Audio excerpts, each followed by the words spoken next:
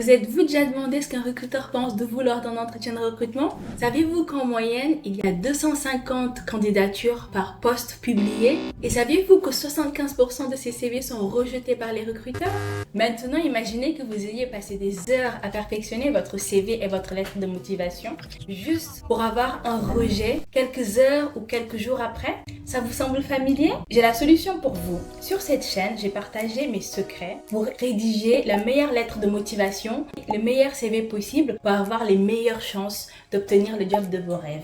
Je m'appelle Monica, je suis diplômée en droit et j'ai un master 2 en ressources humaines. J'ai 10 ans d'expérience professionnelle dont plus de 5 ans dans le recrutement. J'ai travaillé pour des entreprises internationales où j'ai eu l'opportunité de recruter à l'international en anglais et en français. Et aujourd'hui, j'ai acquis suffisamment d'expérience dans le recrutement que je vais vous partager. Que vous soyez en recherche de stage, d'alternance, de CDI ou alors même que vous soyez en processus de reconversion professionnelle, cette chaîne est faite pour vous. Je partagerai tous les secrets que j'ai acquis durant mon expérience pour vous aider à optimiser votre carrière et à vraiment faire en sorte à ce que vous ayez le job dont vous rêvez. Maintenant, vous vous rappelez de la première question posée en début de vidéo à propos de ce qu'un recruteur pense de vous pendant l'entretien? Quand j'ai été diplômée, j'ai commencé à chercher du travail et c'est vrai que j'ai un peu galéré parce que j'avais une appréhension quand j'allais en entretien de recrutement. Voilà, je pensais que le recruteur en face de moi me jugeait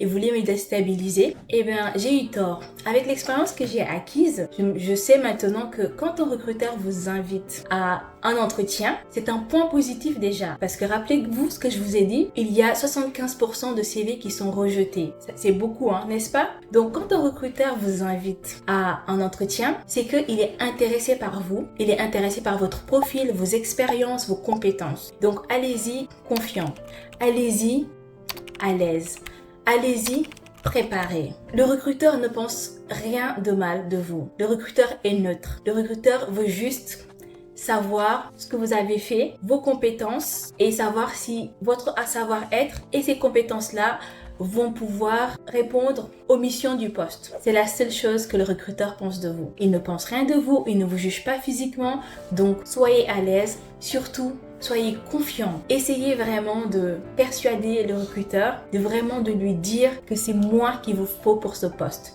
Il faut convaincre le recruteur. C'est la seule chose que le recruteur veut quand il vous invite à venir en entretien de recrutement. C'est la seule chose, rien d'autre. Il n'y a pas d'a priori négatif. Donc allez-y confiant et vous verrez que ça va payer. En tout cas, ça a payé pour moi. Maintenant, parlons de CV. Alors, il faut personnaliser le CV. C'est ça la solution. Il faut personnaliser le CV pour qu'il matche les mots-clés de l'offre d'emploi. Sinon, vous allez avoir très peu de chances que votre CV soit sélectionné par le recruteur. Il faut également, une fois que vous avez personnalisé le CV, il faut trouver un titre à votre CV. C'est très important. Il ne faut pas faire de CV sans titre. D'accord? Il faut trouver un titre à votre CV qui match l'offre d'emploi. Et par la suite, il faut trouver une accroche à votre CV. Qu'est-ce que c'est qu'une accroche? Une accroche, c'est un petit paragraphe composé de quelques phrases vous présentant. Ça peut faire 3 lignes, 3 phrases pour vous présenter votre parcours, vos compétences et dire en quelques mots ce que vous recherchez. Ça permet au recruteur de mieux vous connaître et de structurer un peu votre candidature. C'est très important ces étapes-là. Et puis, il faut également détailler votre CV parce que c'est comme ça que le recruteur va savoir ce que vous avez fait et va pouvoir juger si ce que vous avez fait match avec les missions du poste. Je vais vous partager un exemple que j'ai eu récemment. Voilà, je recrute un chef de projet GED. Donc GED, c'est une niche dans l'informatique, c'est la gestion électronique de documents. J'ai échangé avec un candidat, mais c'est vrai que ce candidat-là, son CV n'était pas très détaillé. Le seul mot qui me permettait de savoir qu'il était dans la GED, c'était qu'il avait écrit chef de projet GED. En dehors de ça, rien d'autre ne matchait aux missions du poste. J'ai quand même rencontré le candidat, j'ai échangé avec lui et il se trouve que le candidat collait parfaitement aux missions du poste. Et en plus de ça, son savoir-être était top. C'est très important le savoir-être. Bon communicant, souriant, agréable, c'est très très important. On en parlera dans les prochaines vidéos. J'ai présenté cette candidature au commercial. Et à la vue de son CV, il m'a dit « Bon écoute Monica, c'est pas possible, son CV n'est pas détaillé, ça colle pas, il n'y a rien qui me permet de voir si, oui ou non, il a bien les compétences pour le poste. » moi, je ne vais pas prendre le risque de le présenter au client.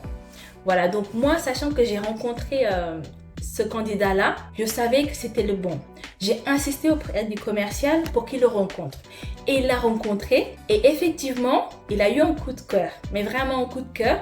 Il m'a envoyé un chat à la suite de l'entretien en me disant « Il est top !» Et maintenant, on est en phase de présentation du candidat au client. Voilà, c'est la dernière étape avant la validation et avant que le candidat soit recruté. Donc vraiment, véritablement, je parle à partir d'expériences que j'ai vécues. Il faut personnaliser le CV. Il faut vraiment travailler sur le CV. Parfois, nous, recruteurs, on est des êtres humains et c'est vrai que quand le CV n'est pas détaillé, est-ce qu'on a envie de se prendre la tête? Parfois non. Et voilà, c'est comme ça que votre CV peut être rejeté juste parce que vous n'avez pas pris le temps de personnaliser le CV correctement. Voilà ce que j'avais à partager avec vous aujourd'hui sur le CV. Et maintenant, si vous avez trouvé cette vidéo intéressante, n'hésitez pas à vous abonner pour continuer à recevoir des conseils et des astuces pour votre recherche d'emploi et pour votre carrière de manière générale. Likez cette vidéo pour recevoir plus de contenu de ce genre. Avez-vous déjà été confronté à des questions difficiles en entretien de recrutement? N'hésitez pas à commenter de manière à ce qu'on puisse en discuter et à trouver des solutions ensemble. Si vous avez aimé cette vidéo, partagez avec vos proches. Allez également faire un tour du côté de ma page LinkedIn. Merci beaucoup, à très vite.